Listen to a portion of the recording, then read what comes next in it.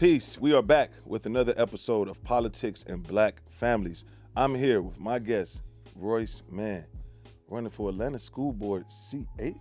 Yes. The youngest guy to do it. I would be the youngest person elected to a citywide office in Atlanta. So I'm running for seat 8 at large. Yeah. So that means anybody in the city of Atlanta can vote. Oh, that's beautiful. That's beautiful. Why did you want to do this? Yeah. All these bright things you can do with your life while getting into politics. Right. It really comes down to my experience as a student advocate. I started in community organizing about 8 years ago. I got my start helping to lead the March for Our Lives movement in Atlanta, so fighting against gun violence, for mental health support, and safer schools. And from there, I got involved in other efforts to empower young people and ensure that young people have a seat at the table when it comes to the decisions that affect us directly. And what I found through that work was there's a major disconnect between the leaders we've elected to make decisions about education and the students who are actually experiencing those decisions every day. Yeah. And so for me, it's about bridging that disconnect. It's about bringing a voice to the Board of Education that understands what it's like to be a student in today's world. We have 9 members on the Board of Education. Not one was a student in our schools in the last 2 decades. So I'm trying to change That's powerful. You need to say that again. Look at that camera and drive that point home again. I mean, we have 9 members on our Board of Education. Not one was a student in our schools in the last 20 years. So I'm trying to change that. Yeah, that's important because when you look at things like AI, right, which is on everybody's mind. I'm a parent, right? My son is not in the 4th grade because his school don't go by grades. It's one of these like new structured, acting academy models, right? Where they're kind of self-driven learners. But I said it to say that every parent I talk to is like, AI. AI. Should they be learning more? Should they be doing more? Should they be using their imaginations more? Like, how do you blend education and AI in a healthy way, or how would you do it? What does that look like for students? That's a great question. I think we need to ensure that we're balancing teaching students how to effectively use these tools with promoting other forms of education like arts education, recess. Recess is a huge thing. We can't only be focusing on tech and not focusing on developing the whole child. And so I'm a big proponent of recess for all grades, having that unstructured time, even for older students, to be creative, to be outside, implementing arts education across curriculum areas, ensuring that students can be creative in the classroom. And then on top of that, we should teach them how to use these tools. But it needs to be a balance, because if we allow AI and technology to be integrated everywhere in the classroom, all throughout the day, students are gonna lose out on learning important social and emotional skills and interpersonal skills. And what does the future of study look like, right? Like when you sit home, you go study, like because for us we would go to libraries, right? So my generation, I'm probably a little bit older than you, but studying for us meant you had to go to the library, you had to cite your source, you had to go through the books, you had to spend a lot of time like searching. Now it's like the information is so quick that the brain didn't process or go through things, and you can kind of summarize it and you kind of rewrite it. So I'm like, what does the school board need to create their own AI? Like something like that. Like, do we need our own chat GPT just for education that Atlanta has, that, it's like you can only use these tools? I think that's an interesting thought, but there are always going to be these other tools out there. And that if you kids go are start a gonna startup, use. guys, you heard me like kick it to them first. No, that's good, but I think we're never gonna completely control what resources students use. If those tools and resources are available, they're gonna find ways to use them. I think how we address that is finding other activities that are, no matter what, gonna engage students in hands-on learning. And so promoting extracurriculars and after-school programs and job training programs, and maybe even de-emphasizing homework a bit, because we know that students have all these tools that make the process of studying a little bit different. It doesn't force them to actually dig as deep into these topics. But if you can have more hands-on activities, whether that's art-based programs, job training programs, vocational education, I think encouraging students to spend their time out of school engaged in some of those activities versus trying to continue this form of homework and studying that we have that's not really going to work I get you. with the new technology. I can see that, because even with my son, I noticed sometimes my technique is dated, right? Because I'm pulling from what I learned from, right? Now, I tend to lean towards the innovative side, but based off my conditioning, I get very like, well, you should read that and be able to articulate your message and tell me, it's like I'm having to regurgitate, right? Then I had to stop myself and say, like, but he communicates differently, right? Like, he'll point at a emoji and say, I feel like this, Dad. Like he'll do in things that we didn't come up, we grew up in times where it was like, no, you need to articulate it the way we taught you to. So he's finding ways, and I'm trying to teach him old ways, but he's finding new ways, and then he'll tell me, we're all just a little different. And I'd be like, you're right, we're just a little different. So I think that it's important for parents to also remember what you just said. Like, you can't really control how a person gets the resources, like you just kind of got to be on them with their discovery to make sure it's like, this is good for you, but you can't have that yet, like Roblox or something, like it's good to game, but I got to show you also the healthy way to game, so, I'm actually working on putting together a game room in my house for my son and his friends, where I can kind of use that to be like, so how did you do in school? You did good? Go upstairs. You can check it out. But we'll move this conversation along. The very first thing that you would do day one, if elected. Ooh. I think be laser focused on eliminating the disparities in APS, and that's disparities in opportunity, achievement, and discipline. So you look at Atlanta Public Schools, we have schools like South Atlanta High School that offer 4 career pathways. A school like mine, where I attended, Midtown High School, offers 9 career pathways. Midtown is a predominantly white school, South Atlanta predominantly black school. So you have vast disparities in the opportunities that are offered to students. We have about a 60 point... Pretty honest of you, man. Yeah. We have about a 60 point proficiency gap between white students and black students across content areas. We need to be laser focused on shrinking that. I'm honestly tired of continuing to hear sort of the idea that a rising tide lifts all boats, because we have students that are literally sinking in our system that's right. And I'm with you on that. I've heard that so many times, bro. And I actually commend you for staying laser focused on what the issue is. Thank you for that. Of course. And discipline is another huge area. Black students are 73% of our student population, yet 95% of those who are given out-of-school suspensions. So say that again, look at that camera and tell them that again. Black students are 73% of the population in APS, yet 95% of those who are given out-of-school suspensions. So we know that the school-to-prison pipeline is real in Atlanta, and it is destroying opportunity for far too many students, especially young black men. How do we get there? How did we get there? Yeah, how do we get there? Is it systemic? Is it like... Yeah, it's systemic. It's through... decades-old policies that segregate our communities, make economic opportunity less attainable in black communities, and incarcerate, young black folks for some of the same activities that young white folks get away with every day. You hear him, Dave, right? And to address that, a couple of things I would do is pursue a restorative discipline model. So that means completely getting rid of out-of-school suspensions. I think that the idea of out-of-school suspensions is just completely dumb on the surface. If you think about a behavioral issue that a student might be experiencing, I don't understand why we would think that sending them unsupervised back to the same environment that could be the root cause of that issue is going to solve it. Instead, when students are acting out, having behavioral issues, engaging in conflict with other students, we need to invest more in those students. We need to get them the supports and the resources that they need to be able to address the root causes of those problems. And that has to be done through community partnerships that build out more wraparound services. I agree. So we have one student and family support hub in APS. It was opened last year. It's a great one-stop shop for students and families to get the services they need, whether through the district or through an outside partner. one of my goals, which is also That's a public-private partnership. yeah.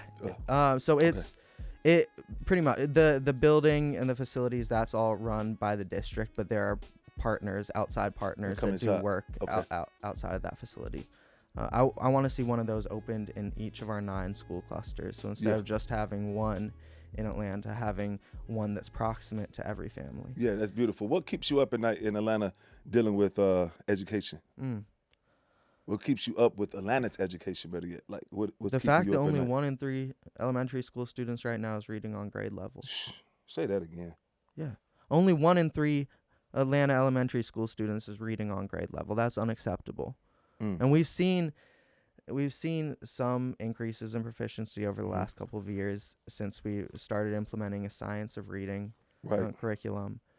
But there is more we can do. We need to invest more in our under-resourced schools through adjusting our budget formula to get more money directly to students in poverty. We need to ensure that all of our teachers, not just teachers through elementary school, are actually trained in how to implement the science of reading, how to identify students that are struggling with literacy, even students at older grade levels, so that we're not graduating students into the city without the skills to actually succeed as adults. Yeah, you know, a report just came out that Mississippi scored higher in 4th grade literacy than Georgia. Mississippi. And I have a friend that's running for the state superintendent, I think, Misha Maynard. She sent it to me.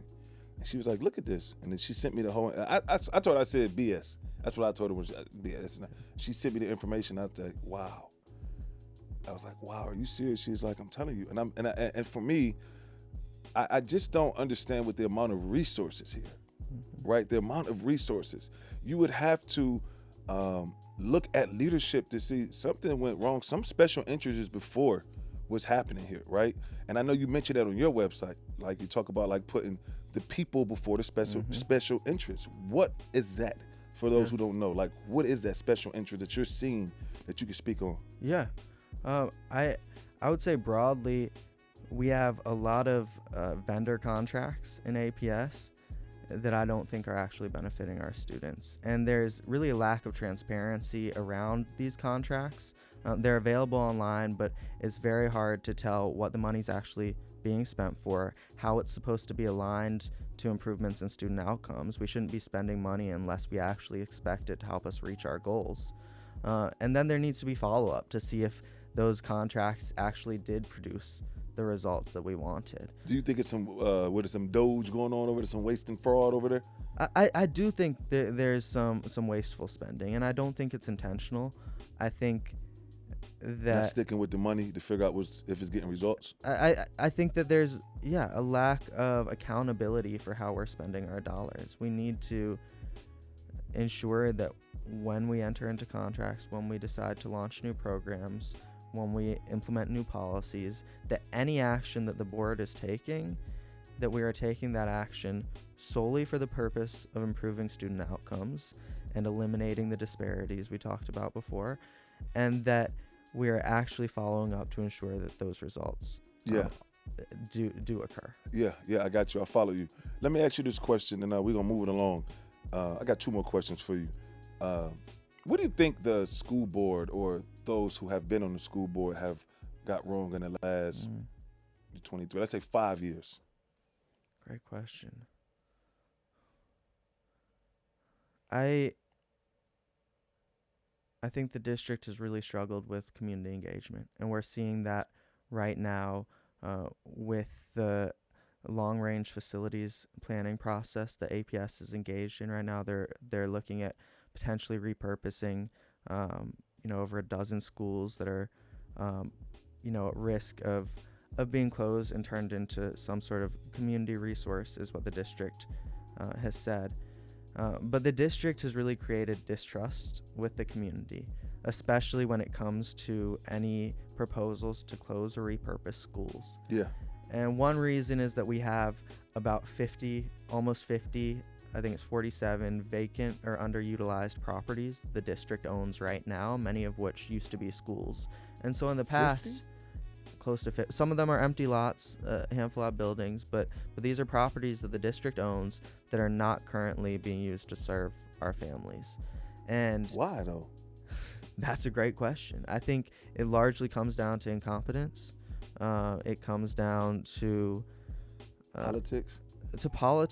To the board being afraid to be decisive because they don't want to piss off one constituency. Apologize. Yeah, it's all good. We're a family show, but still. Okay.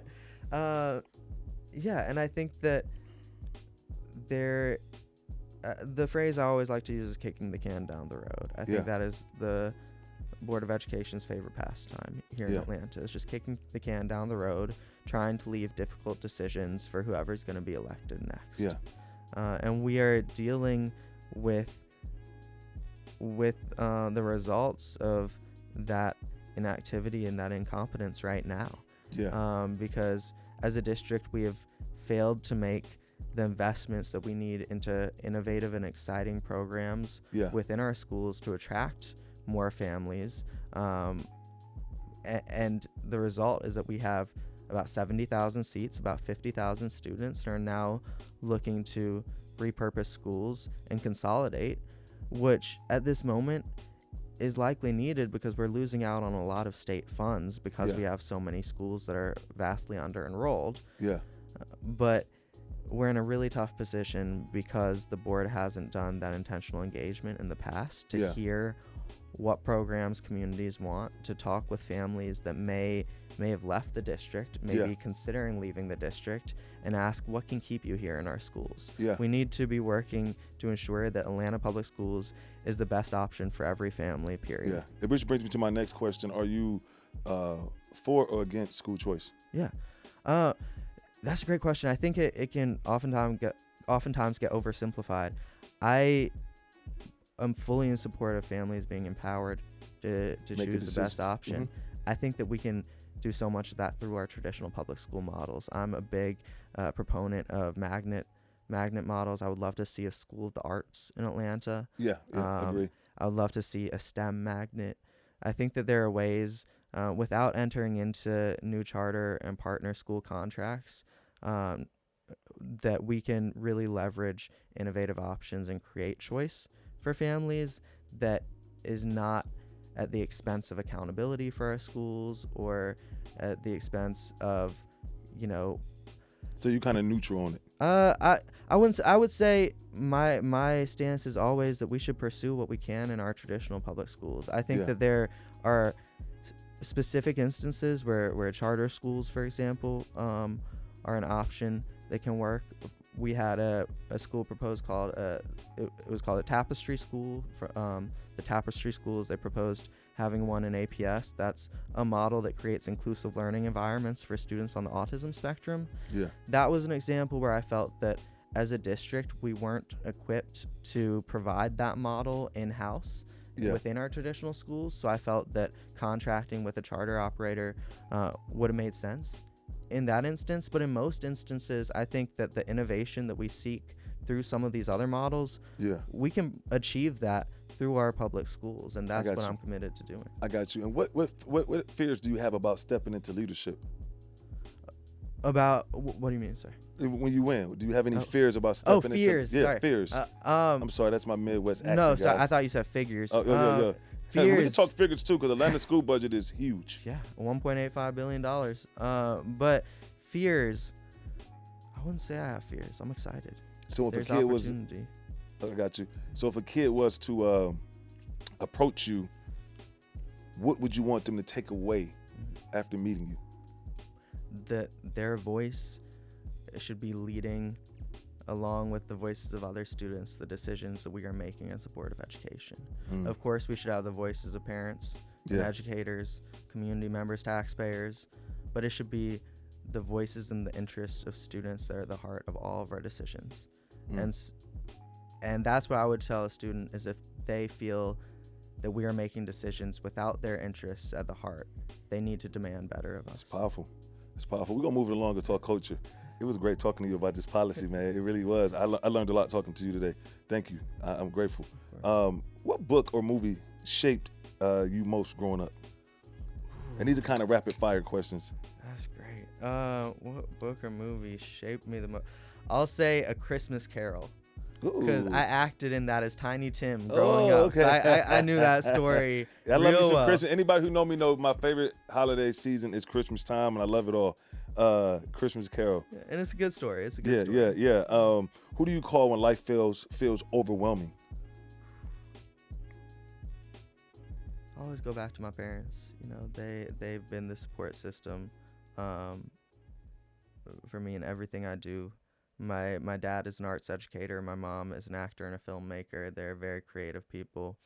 One time for the arts and creators. One Yes. time for them raising a young leader like this. And I think that creativity equips them to be more empathetic with some of the issues that I face that they maybe don't understand. So I feel like I can always go to them if needed. Are you a coffee or tea guy in the morning? Coffee. What song gets you going? What's the motivation? Ooh, Sunday Candy by Chance the Rapper. Ooh, you heard Chance's new album? I've not. You got to. Incredible piece of work. I'm putting Chance's album up there for Grammy nominated. I'm talking about it's fun. Like between the clips and his album, I think the clips is a piece of work that we're gonna talk about for a long time. But Chance, man, he was driving the conversation on a lot of things that I was just like, yo, he got something to say. So if you get a chance, check out the new Chance if you get a chance. And he's always speaking up. I just saw today he was defending the Ben and Jerry's founder who. Yeah, I think that I think he got a clear POV on things that seems authentic to me. Mm-hmm. You know, I just think he's authentic. You know, and I like him. He covers a lot. He covers a lot. Moving along, what's the best advice an elder ever gave you? That young people don't have to wait to be the leaders of the future, that we can be the leaders of today. And hearing that from someone who I looked up to as an elder, as a mentor, was especially impactful. Yeah. Because I trust what they had to say, and I needed that boost of confidence when I was younger to know that I didn't have to wait to let my voice be heard. Yeah. And if you had to pick between Kobe and Jordan, who would you pick? You ain't even including my GOAT, man. It's LeBron all day. There you go. Look, I'm from Cleveland, so it's all good with me. It's all good with me. One time for LeBron, King James, and we're gonna wrap this up with one more question. Any music artist, you get one concert to attend, the last concert to attend, ever. Who's the artist?